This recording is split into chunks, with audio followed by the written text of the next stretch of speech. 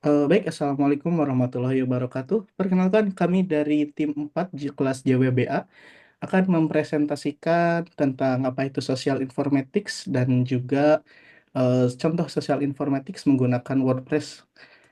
Nah, eh, kami dari grup 4 beranggotakan 5 anggota. Perkenalkan, nama saya Muhammad Ridwan di sini.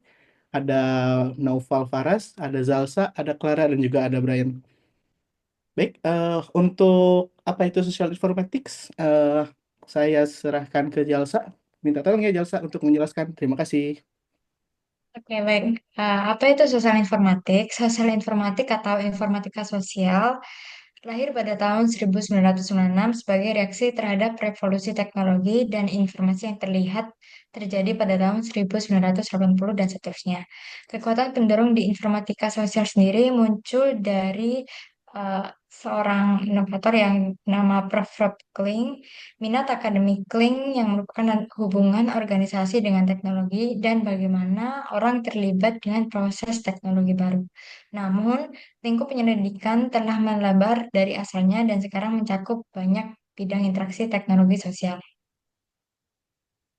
Nah, lalu bagaimana sih gambaran evolusi sosial informatik sendiri?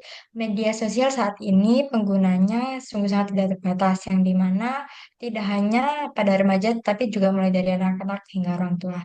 Sebaliknya, media sosial sendiri bersifat universal dan tertanam di setiap website. Jumlah untuk penggunanya sendiri sungguh sangat mencengangkan. 72% dari seluruh pengguna internet kini aktif di media sosial. 89% orang berusia 18 hingga 29 tahun menggunakan media sosial. 82% orang berusia 30 hingga 49 tahun aktif di media sosial. 65% dari mereka yang berusia 50 hingga 64 tahun menggunakan media sosial.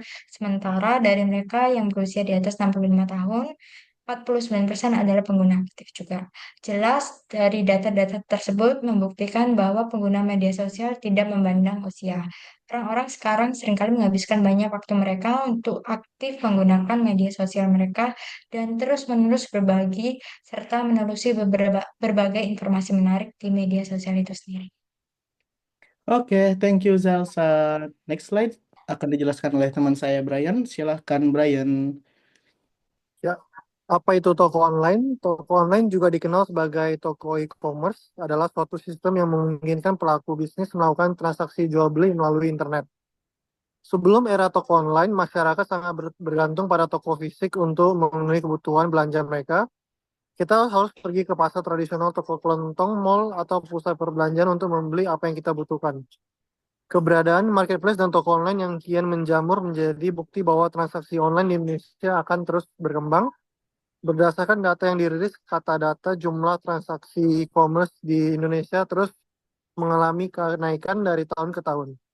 Bahkan diprediksi tumbuh hingga 133,5% pada tahun 2022 dihitung sejak 2017. Next. Perbedaan toko online dan e-commerce. Secara umum, toko online dan marketplace sering dianggap serupa.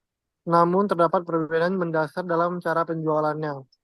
Berdagang di marketplace dapat diibaratkan sebagai menyewa ruang di sebuah pusat pembelanjaan, sementara berjualan di toko online berarti memiliki tempat usaha sendiri yang sepenuhnya dikelola oleh pemiliknya.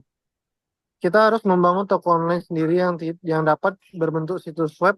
Dengan begitu kita memiliki lebih banyak kebebasan seperti memilih desain yang akan digunakan, barang apa yang ingin kita jual daripada penjualan di marketplace seperti Tokopedia, Shopee, dan semacamnya. Oke, thank you Brian. Next up, untuk pengenalan WordPress akan dijelaskan oleh Noval. Silahkan Noval. Oke, thank you Ridwan. Oke, slide selanjutnya yaitu mengenal WordPress. WordPress adalah sebuah sistem manajemen konten yang gratis dan open source. Awalnya dirilis pada tahun 2003, WordPress memungkinkan pengguna untuk dengan mudah membuat, mengelola, dan mempublikasikan konten di situs web tanpa memerlukan pengetahuan mendalam tentang pemrograman atau desain web. Dalam konteks toko online, website WordPress dapat digunakan untuk membuat situs website yang diperuntukkan sebagai toko online dengan cepat dan mudah. Berikut ini adalah sekilas tentang WordPress. Fungsi utamanya adalah WordPress dirancang untuk membuat blog.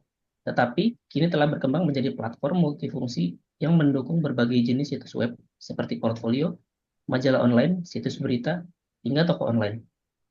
Lalu biaya. WordPress sebagai platform tidak memungut biaya lisensi karena bersifat open source. Kita bebas mengunduh, menginstal, dan menggunakannya. Namun kita tetap perlu mempertimbangkan biaya hosting dan domain agar website kita dapat diakses secara online. Lalu popularitas. WordPress digunakan oleh lebih dari 43% situs web di seluruh dunia karena fleksibilitas dan kemudahan penggunaannya. Lalu ada maintenance. WordPress secara rutin memperbarui sistem inti untuk keamanan dan fitur baru sehingga pengguna tidak perlu repot dalam segi maintenance. Lalu yang terakhir adalah plugin. WordPress memungkinkan pengguna untuk menambahkan fitur atau fungsi baru ke situs web tanpa perlu menulis kode dari awal. Plugin ini dapat diinstal di WordPress untuk memperluas atau memodifikasi fungsionalitas bawaan. Oke, thank you Noval. Untuk next up adalah penjelasan WooCommerce oleh Clara. Silakan Clara. Baik, terima kasih Ridwan. WooCommerce ubah website WordPress menjadi toko online. WooCommerce sendiri adalah plugin untuk WordPress yang memungkinkan pengguna mengubah situs WordPress menjadi toko online. Plugin ini sangat populer untuk kebutuhan penjualan produk fisik maupun digital. WooCommerce menambahkan semua fitur dan fungsi yang dibutuhkan untuk menjalankan bisnis toko online, seperti katalog produk, keranjang belanja, sistem pembayaran, hingga pengelola pesanan. Baiklah, berikut ini adalah fitur utama dari WooCommerce. Yang pertama, katalog produk yang memungkinkan untuk menambahkan produk dengan detail seperti nama, harga, deskripsi, gambar, variasi, termasuk ukuran dan warna, dan stok. Kemudian ada keranjang belanja yang memungkinkan pengguna dapat memilih produk, menambahkannya ke keranjang belanja, dan memeriksa total belanja sebelum melakukan pembayaran.